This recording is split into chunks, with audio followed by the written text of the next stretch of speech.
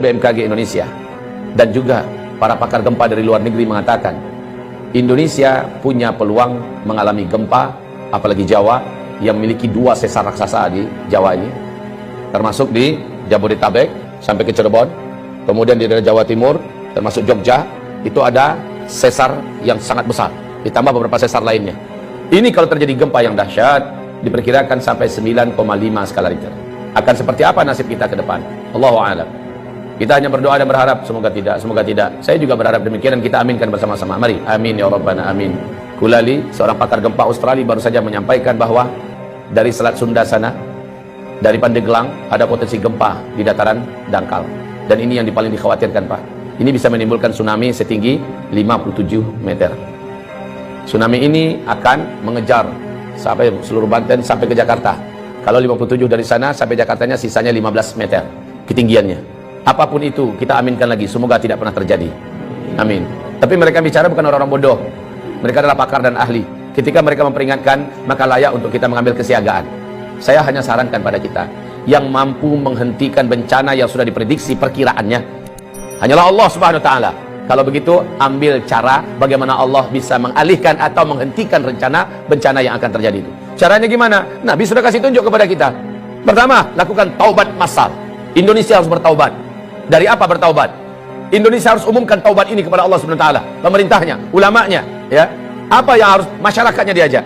Yang diajak taubat itu adalah negara Indonesia ini dengan rakyatnya. Satu, hentikan menzalimi para alim ulama.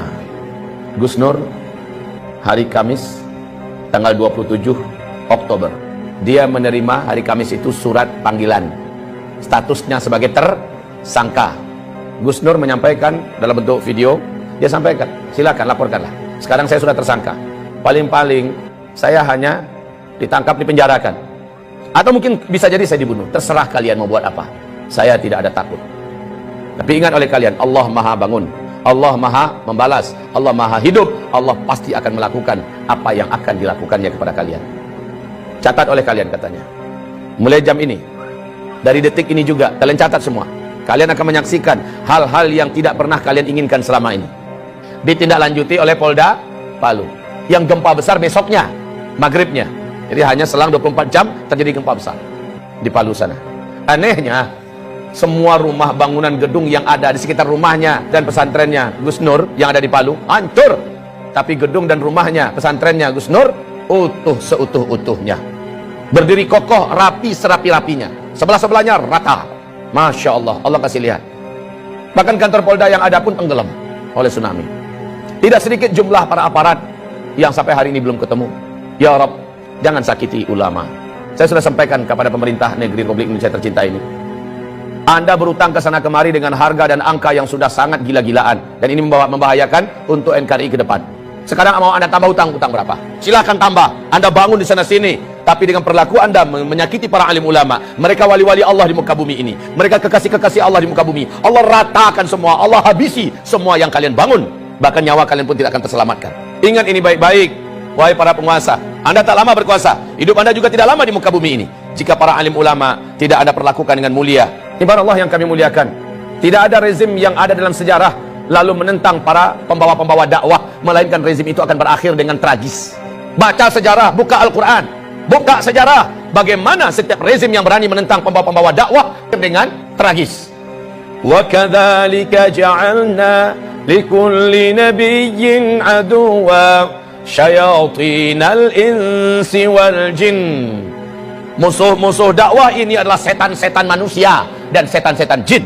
Demikian Allah firmankan, yuhi ba'duhum ba'da zukhrufal qawli ghurura. Konspirasi mereka sesama mereka saling rapat dan akrab dalam rangka memadamkan dakwah. Tapi pada ujungnya, qul ja'al haqqa wa zahaqal batil. Kalau kebenaran sudah datang, kalau kebenaran sudah diusung dan dibawa, diperjuangkan, yang batil pasti akan enyah. Apa yang kurang dari Firaun? Puncuk dan puncak kekuasaan-kekuatan saat itu di tangannya. Negara-negara mana yang tidak takut dengan kekuasaan yang dimiliki oleh Firaun? Kekuasaan yang luas, bala tentara yang banyak, persenjataan yang hebat, media semuanya di tangannya, semua kekayaan ada di tangannya. Kurang apa Firaun? Dan Musa hanya seorang pendakwah biasa. Musa dengan pendampingnya Harun. Bani Israel orang-orang rakyat biasa, tapi mereka bersama Allah yang Maha Perkasa. Ketika semakin zalim, Firaun kepada Musa dengan fitnah yang bermacam-macam, dengan cara yang bermacam-macam untuk menghabisi Musa. Akhirnya Firaunlah yang habis. Bala tentaranya habis, lumpuh semua. Bukan sekedar lumpuh, mati semuanya. Ditenggelamkan oleh Allah dalam Laut Merah. Kisah Firaun ini terulang abad demi abad, terus terulang dan berulang. Namrus sebelumnya, Ibrahim yang disasar. Namrus habis, dihabisi bala tentaranya oleh Allah hanya dengan tentara kecilnya berupa lalat. Namrus pun sekarat mampus. Bala tentaranya hebat-hebat, itu Ibrahim alaihis salam, Nabiullah dan Rasul Allah, Abul Anbiya Ibrahim alaihis salam. Nabi Muhammad disakiti oleh Abu Jahal, Abu Lahab. Di Mekah dia petentang-petenteng kesana kemari seolah dunia miliknya, membangun koalisi dan jaringan internasional kemana-mana dalam rangka menyakiti Nabi Muhammad, menyakiti para sahabat. Habis mereka dibuat oleh Allah Subhanahu Wa Taala. Maka rezim manapun di muka bumi ini, kalau sudah berhadapan dengan dakwah ilallah, berhadapan dengan ahli-ahli dakwah, para alim ulama, pembawa dakwah, pembawa kebenaran, Allah pasti akan tetapkan in lan tajida li sunnatillahi tabdila. Tidak akan didapatkan sunnatullah itu bisa berubah, tidak akan pernah berubah. Sunnatullah itu tetap akan terulang. Saya tidak tahu omongan ini akan sampai tidak ke telinga para pemimpin dan berkuasa yang sedang memimpin di Indonesia. Saya tidak ingin para pemimpin yang ada, rejim yang ada berakhir tragis. Tugas saya hanya sekedar menyampaikan. Saya tidak punya wewenang apa-apa dalam menurunkan azab. Saya tidak menginginkan azab turun ke Indonesia ini. Saya ingin pemimpin kita memimpin dengan baik dan benar. Roda kepemimpinan pemerintah berjalan dengan baik dan benar. Masyarakat hidup dengan makmur, sejahtera, tertanggulangi masalah-masalah berat kehidupan mereka. Agama juga terjaga dan terawat. Maka baldatun thayyibatun wa rabbun ghafur terwujud. Ini yang saya mau.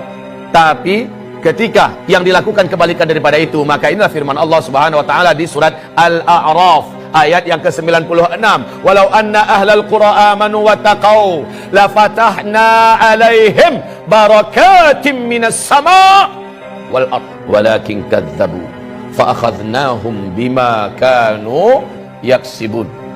Kalaulah suatu negara, suatu bangsa, penduduknya benar imannya kepada Allah dan mereka melaksanakan perintah-perintah Allah, meninggalkan larangan-larangan Allah dan Rasulnya, la fatahna alaihim barakatim minas sama'i wal ard, pasti kami bukakan selebar-lebarnya pintu-pintu barakah dan kebaikan dari langit dan juga yang keluar dari bumi.